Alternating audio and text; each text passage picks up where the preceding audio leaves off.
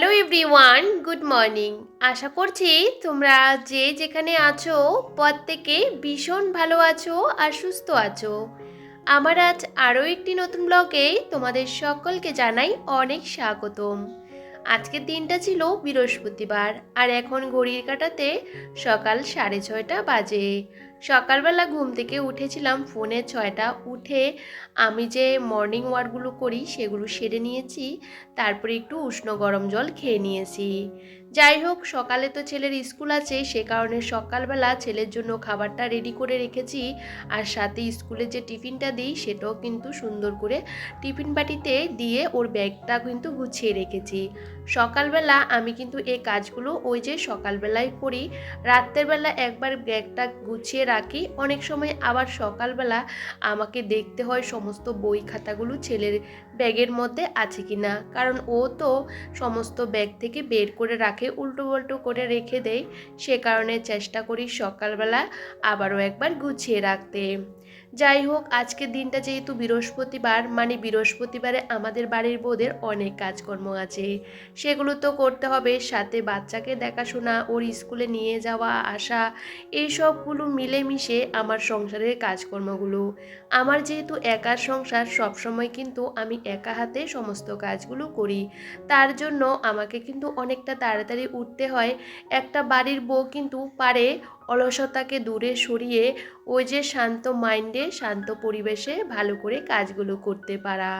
আসলে কি বলতো, মনটা যদি শান্ত থাকে তাহলে কি বলতো কাজ করতেও কিন্তু বেশ ভালো লাগে। সকাল থেকে একটানা বাড়ির কাজ আমাদের করতে হয়, তার মধ্যে যদি আমরা প্ল্যান করে সংসারের কাজগুলো এ টু জেড যদি করতে পারি, তাহলে দেখবে কম সময়ের মধ্যে আমরা কিন্তু কাজগুলো করে নিতে পারি। আমার সংসারে কেউ কিন্তু নেই যে আমাকে বলার মতন বা কিছু বলার মতন। আমি একটু দেরি করেও কিন্তু ঘুম থেকে উঠতে পারি, কিন্তু জানো তো এটা আমার অভ্যাসে পরিণত হয়ে গেছে। সকালবেলা উঠলে আমার বেশ ভালো লাগে। আসলে সংসারের অনেক রকমের কাজকর্ম থাকে একটা গৃহিণীর, এই কাজগুলো কিন্তু কারোর চোখে পড়ে না। কেউ যদি জিজ্ঞাসা করে যে বাড়িতে বসে সারাদিন কি করি, আমি কিন্তু কাউকে বলতে পারবো না যে আমি কি করি। আসলে গৃহিণীদের কাজের কোনো ঠিক থাকে না। আমাদের কিন্তু প্রত্যেকটা দিন এক এক রকমের কাজ চলে আসে। সংসারে হাজারো রকমের কাজ কিন্তু আমাদের করতে হয়। তার মধ্যে বাড়িঘরগুলোকে পরিষ্কার পরিচ্ছন্ন করে গুছিয়ে রাখাটাও কিন্তু অনেকটাই কষ্টকর। যাই হোক, এখন কিন্তু যেহেতু অনেকটাই সকাল, আসলে কি বলতো, ছেলের স্কুল তো 8টা থেকে, ও ঘুম থেকে এখনও ওঠেনি। ওকে আমি 7টার পরেই কিন্তু ঘুম থেকে তুলে ওকে ফ্রেশ করিয়ে খাওয়াতে হবে। আসলে আমি সকালবেলা ওর খাবারটা কিন্তু রেডি করে রাখি, আর এটা একটু ঠান্ডা হতেও সময় লাগে।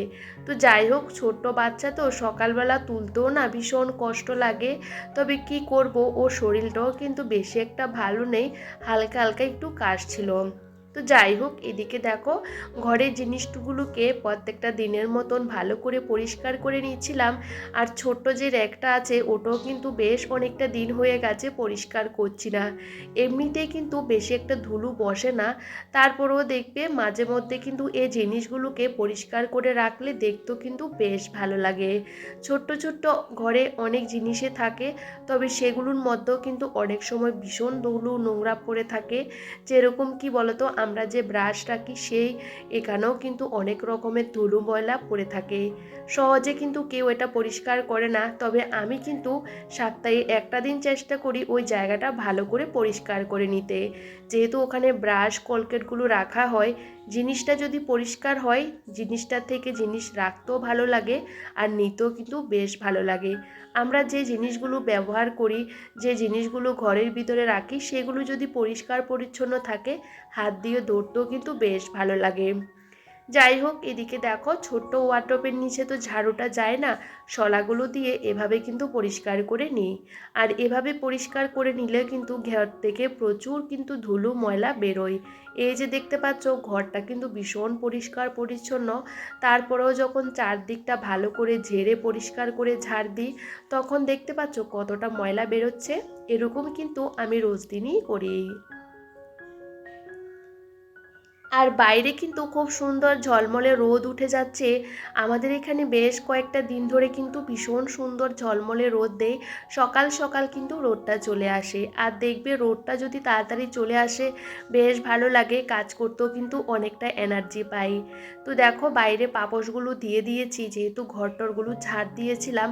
আর ছেলে যেহেতু ওই ঘরে ঘুমাচ্ছিল, কি বলতো, সামনে থেকে একটু ঝাড় দিয়ে চলে এসেছি, কারণ একটু আওয়াজ শুনলে ও উঠে যাবে, সে কারণে দরজাটাও বন্ধ করে রাখি।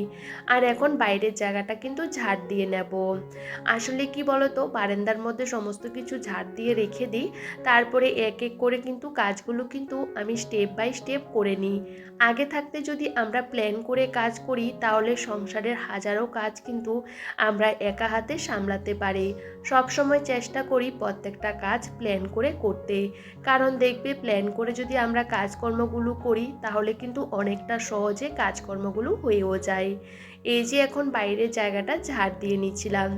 আমি যেহেতু এখন অনেকটা সকালবেলা উঠি, তারপরে মর্নিং ওয়াকগুলো করতে আমার আধ ঘন্টার সময় লেগে যায়। আসলে আমি নিজেকে একটু সময় দেওয়ার চেষ্টা করি, যাতে আমার মনটাও ভালো থাকে আর শরীরটাও ভালো থাকে। আমরা বাড়ির বউরা যদি একটু অসুস্থ হয়ে পড়ে থাকি, কেউ কিন্তু দেখার থাকে না।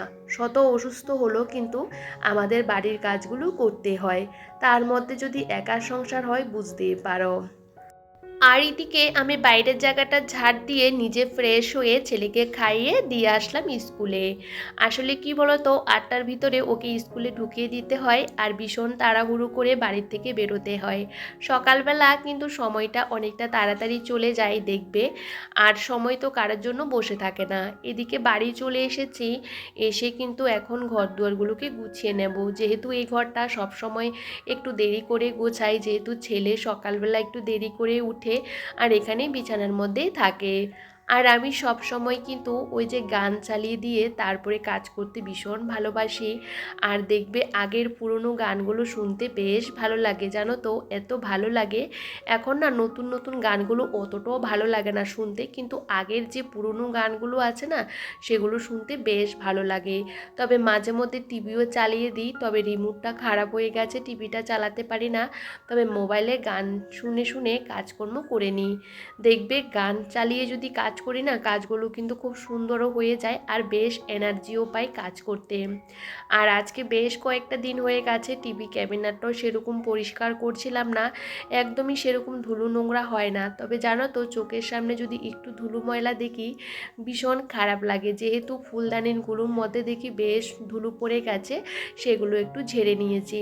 আর সব সময় না আর্টিফিশিয়াল ফুলগুলো ধোয়াও সম্ভব হয় না, বেশি একটা কাঁচা ধোয়া করলে কি বলতো, কালারগুলো না জ্বলে যায়, সে তো আর ধুলাম না। এমনিতেই সবসময় যখন পরিষ্কার করি তখন শুকনো কাপড় দিয়ে ভালো করে ঝেড়ে দিই। আর এখন এই যে ঘরটাকে ভালো করে গুছিয়ে নিয়েছি, আর সব সময় বিছানাটা আমি টান টান করে গোছানোর চেষ্টা করি। দেখবে বিছানাটা যত তুমি টান টান করে গোছাবে তখন দেখতে বেশ ভালো লাগে। আমি সব সময় প্রত্যেকটা কাজ চেষ্টা করি খুব ভালো করে গুছিয়ে করতে, যেটা আমার কাছে ভালো লাগে সেভাবেই কিন্তু কাজগুলো করারও চেষ্টা করি। আর ঘরের কিন্তু ওই যে লেপটা আর ব্ল্যাঙ্কেটটা দিয়েছি রোদ্দুরে, কারণ বাইরে না খুব সুন্দর ঝলমলে রোদ উঠে আমাদের বাড়িতে, যেহেতু বেশি একটা কষ্ট করতে হয় না। ঘর থেকে না বাইরে একটু রোদ্দুরে দিলে, একটু ঝাড়লে না প্রচুর ধুলো নোংরাও কিন্তু বেরোয়। আর এটা আমার অভ্যাস হয়ে গেছে, জানো তো, একটু রোদে দিলে বেশ ভালো লাগে, আর গায়ে দিতেও কিন্তু বেশ আরামদায়ক লাগে। যাই হোক, এখন ঘরটাকে ভালো করে গুছিয়ে নিয়েছি, এখন ঝাড় দিয়ে নেব। আজকে যেহেতু বৃহস্পতিবার, এদিকে পুজো করতে আমার প্রায় 1 ঘন্টা লেগে যাবে। আর সকাল থেকে এক ফোঁটা বসিনি, আর কিছুই কিন্তু খাওয়া দাওয়া করিনি। আমি সব সময় চেষ্টা করি সমস্ত কাজকর্মগুলো সেরে, চান পুজোটা সেরে তারপরে খাওয়া দাওয়াটা করার। আসলে কি বলতো, ছেলে তো স্কুল 10:30টার সময় ছুটি হয়ে যায়, তার আগে কিন্তু আমাকে যেতে হয়। তো বুঝতেই পারো সকাল থেকে ভীষণ তাড়াহুড়ো করে কাজকর্মগুলো সারতে হয়। আর দেখবে ঘর দুয়ারগুলো গোছানো থাকলে মন থেকেও আলাদা শান্তি পাওয়া যায়। আর বৃহস্পতিবারে সবসময় চেষ্টা করি প্রত্যেকটা ঘরের কর্নার ভালো করে পরিষ্কার করে মুছে টুছে সমস্ত কিছু পরিষ্কার পরিচ্ছন্ন করে রেখে তারপরে পুজোটা দিতে। আমি যেহেতু অনেকটা সকালবেলা উঠি, চেষ্টা করলে কিন্তু ওই ঘরের সমস্ত কাজ সেরে চান পুজোটা করে নিতে পারি। তবে জানো তো, কাজকর্ম রেখে আবার চান করে পুজোটা দিয়ে দিতেও ভালো লাগে না। তো ভাবলাম চলো এই সমস্ত কাজগুলো সেরে বাইরে একটু কাজ করব। কারণ গেটের সামনে দেখতে পেলে প্রচুর ঘাস হয়ে গেছে, তো সেগুলো সুন্দর করে তুলে নেব আর কি। আর আমার বাউন্ডারির পাশে না প্রচুর ঘাস হয়ে গেছে, সে কারণে ঘাসগুলো ওই যে বাউন্ডারির নিচ দিয়ে ঢুকে পড়ে, আর সেহেতু কিন্তু ভিতরের জায়গাটাও আমাকে প্রত্যেকটা দিন পরিষ্কার করতে হয়। তো ভাবলাম চলো আগে ঘরের কাজগুলো সেরে নিই, তারপরে বাইরের কাজগুলো করব। আসলে কি বলতো, ক্যামেরা নিয়ে ছোটাছুটি করলে কাজগুলো করতে একটু দেরি হয়ে যায়। তবে কি বলতো, ক্যামেরা অফ করে কাজগুলো করলে না অনেকটা তাড়াতাড়ি হয়ে যায়। তো ভাবলাম সে কাজগুলো করব। আর বাইরে না একটা গাছ আছে, টমেটো গাছ, সেটাকেও তুলে নিয়ে বাড়িতে লাগিয়ে দেব। আর বাড়িতে শিম গাছ লাগিয়েছিলাম, সেখানেও শিম ধরেছে। তো সেই গাছের না গোড়াটার মধ্যে আবার একটু মাটি দিতে হবে, না হলে কি বলতো জল দিলে জলটা আর থাকে না। তো সেই কাজগুলো করব। আসলে কি বলতো, সকাল থেকে না অনেক কাজকর্ম থাকে বলতে পারো। আমাদের গৃহিণীদের কিন্তু রাত্রির ঘুমানোর আগে পর্যন্ত প্রচুর কাজকর্ম থাকে। আমরা যতক্ষণ ঘুমাবো না ততক্ষণ কিন্তু আমাদের কাজও শেষ হয় না, একের পর এক কিন্তু কাজ করতেই হয়। তবে ভাবলাম চলো ঘরের কাজ টাজ করে ঘরটরগুলোকে গুছিয়ে নিই, তারপরে বাইরের কাজগুলো করে চানটা করে চলে আসবো। আর এই যে এখন চলে আসলাম আমি ঘরে, কারণ বাইরের সমস্ত কাজকর্মগুলো করতে করতে আমার প্রায় ওই যে 1.5 ঘন্টার মতো লেগে গেছিলো। জানো তো বন্ধুরা, সকাল থেকে না ভাবি যে কাজগুলো তাড়াতাড়ি কমপ্লিট করে বৃহস্পতিবারে পুজোটাও তাড়াতাড়ি দিয়ে দেব, তাও কিন্তু হয় না। আর এদিকে এখন চান করে আসলাম, তো ভাবলাম মাথাটা আঁচড়ে নিই। সকাল থেকে মাথাটা আঁচড়ানো হয় না, ছেলেকে যখন দিতে যাই তখনও মাথাটা আঁচড়াতে পারি না, ওই যে সামনে দিয়ে একটু আঁচড়েই চলে যাই। তো দেখো এখন মাথাটা আঁচড়ে নিয়েছি, ভেবেছিলাম একটু তেল দেব, কিন্তু তেলটা না জমে আছে, তো ভাবলাম পরেই দেব। আর এই যে ঠাকুরের বাসনগুলো মেজে রেখেছিলাম, আর এদিকে ফুল এনেছিলাম, ওই যে ছেলেকে দিতে গেছিলাম তখনই ফুল বেলপাতাগুলো নিয়ে এসেছিলাম। আর এখন তো ফুল বেলপাতার যা পরিমাণের দাম আমাদের এখানে, কি বলবো, এইটুকু ফুল দিয়েছে 20 টাকার। আর দেখো ফুল কত অল্প দিয়েছে, তো কি করবো বলো তো, এটুকু দিয়ে পুজোটা দিতে হবে। একটু ফুল বেশি হলে দেখবে পুজোর জায়গাটাও খুব সুন্দর করে সাজাতে পারি, আর পুজো দিতেও বেশ ভালো লাগে। তো বৃহস্পতিবারে কিন্তু পুজো করতে আমাদের সবারই একটু দেরি হয়। সমস্ত ঠাকুরগুলোকে ভালো করে পরিষ্কার করতে হয়, পুজোর জায়গাটাও ভালো করে পরিষ্কার করতে হয়। তো দেখো এদিকে পরিষ্কার করে নিয়েছিলাম। আগের সপ্তাহ যেহেতু জামা কাপড়গুলো ধুয়ে দিয়েছি, এ সপ্তাহ আর ধুইনি। আর যেহেতু আমার ঘরে জানো তো, সেহেতু প্রচুর ধুলো হয়, তবে ভিজে কাপড় দিয়ে সবসময় পরিষ্কার করে মুছে দিই। আর এই যে লক্ষ্মীর ঘরটাকেও খুব সুন্দর করে সাজিয়ে নিয়েছি, আর এখন কিন্তু বসিয়েও দিয়েছি। বেশ ভালো লাগে জানো তো বৃহস্পতিবারের দিনটা আমার পুজো করতে।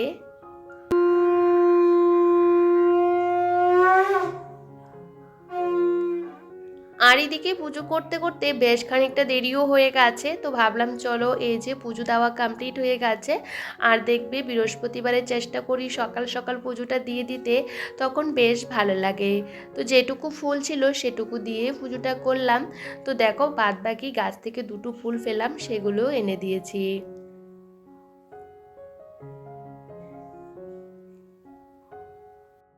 আর এদিকে পুজো করে আমি চলে গেছিলাম ছেলেকে আনতে। বাড়িতে এসে দেখি আমার দড়ি একটা, যেখানে জামা কাপড় রোদ্দুরে দিই, সেটা ছিঁড়ে পড়ে গেছে, যেখানে ব্ল্যাঙ্কেট আর কাঁথাটা দিই আর কি ওই পাশে। তারপরে আবার দোকানে গেছি, তারপরে একটা দড়ি নিয়ে এসেছি, তারপরে আবার লাগালাম। আর তারপরে ছেলের জামা কাপড়গুলো কাচলাম। এখন বাজে 11:30, আমি খাবো চা। বিশ্বাস করো আমি না কাজকর্মগুলো রেখে না আর খেতেও ভালো লাগে না। এদিকে চাটা খেয়ে নিয়েছি, আর ভাতটা বসিয়ে দিয়েছি।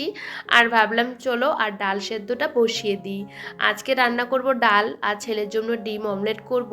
আর কালকে তরকারি রয়ে গেছে জানো তো, সেটা দিয়ে আমি খাবো, আর একটা নিরামিষ তরকারি করব। তো এই যে সমস্ত সবজিগুলো কিন্তু আমার বাড়িরে, তো গাজরটা শুধু কেনা। তো ভাবলাম দুটো সিম এনে দেবো, আর সাথে লাউর ডগা এনেছি, সেগুলোও কাটবো।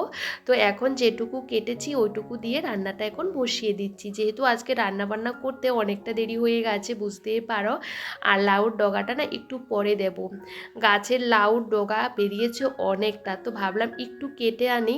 আর আমার না শাকটা খেতে বেশ ভালো লাগে, বিশেষ করে লাউর কোমরের ডগাগুলো খেতে এত ভালো লাগে কি বলবো। তো ভাবলাম চলো নিয়ে এসে লাস্টে দেবো, কারণ যেহেতু কচি ডগা সে কারণে। আর এদিকে রান্না করতে করতে রান্নাঘরটাকে একটু গুছিয়ে নিচ্ছিলাম আর কোটো কাটাগুলোকে মুছে রাখছিলাম। আসলে কি বলো তো, প্রচুর নোংরা ধুলো বসে, তো প্রচুর সাদা হয়ে গেছে সমস্ত কোটোগুলোর ঢাকনাগুলো, সেহেতু এগুলোকে উপর দিয়ে মুছে রাখছিলাম। আর ভাবলাম চলো তেলের কোটোগুলো বাইরে নিয়ে একটু পরিষ্কার করে নিয়ে আসবো। রান্না করতে করতে বাকি সমস্ত কাজকর্মগুলো যদি সেরে নিই তাহলে দেখবে সময়টা ঠিক আমরা ব্যালেন্স করে টাইমের মধ্যে সমস্ত কাজগুলো কিন্তু কমপ্লিট করতে পারি। এই যে আমার নিরামিষ তরকারিটা হয়ে গেছে, আর ভাবলাম ছেলে যখন খাওয়াবো তখন ডিমটা অমলেট করে নেব। আর এই যে রান্নাঘরের সমস্ত কাজকর্ম সেরে নিয়েছি, এইদিকে বাসনগুলোও মেজে নিয়েছি রান্না করতে করতে। এখন গ্যাস ওভেনটা ভালো করে মুছে নিয়েছিলাম। আসলে কি বলতো, যতই তাড়াতাড়ি কাজগুলো দেখাই না কেন কাজগুলো করতে অনেকটাই সময় লাগে। আর আমার কিন্তু ভাঙা টিনের রান্নাঘরটাকে সবসময় এভাবে রান্না করার পর গুছিয়ে রাখি, যেরকমই হোক না কেন সবসময় পরিষ্কার করে রাখতে আমি বড্ড ভালোবাসি। আর একটু গুছিয়ে রাখলে ঘরটা দেখতেও কিন্তু বেশ ভালো লাগে। আর এই মুহূর্তে বেশ খানিকটা সময়ও পেরিয়ে গেছে, এখন ছেলেকে খাওয়ালাম, তারপরে এই যে ফেরিওয়ালা এসেছে, ওখান থেকে চামচ রেখেছি আর একটা ছাঁকনি রেখেছি। আর দেখো বিকালের সমস্ত কাজকর্ম করতে করতে সময় তো চলে যায়, আর এখন সন্ধ্যাও হয়ে গেছে। আর সন্ধ্যার সময় ভালো করে ওই যে ধুনো দিয়ে ধূপটা দিতে আমি বেশ পছন্দ করি। আর সন্ধ্যার টিফিনে আজকে ছেলেকে খাওয়াচ্ছি পায়েস আর কি বলতো মুড়ি। পায়েসটা একদমই জমে গেছিলো, সে কারণে গরম দুধ দিয়ে দিয়েছি। তবে চলো বন্ধুরা, আজকে ব্লগটা এখানেই শেষ করছি। সবাই ভীষণ ভালো থেকো, সুস্থ থেকো, সাবধানে থেকো, সবাইকে টাটা।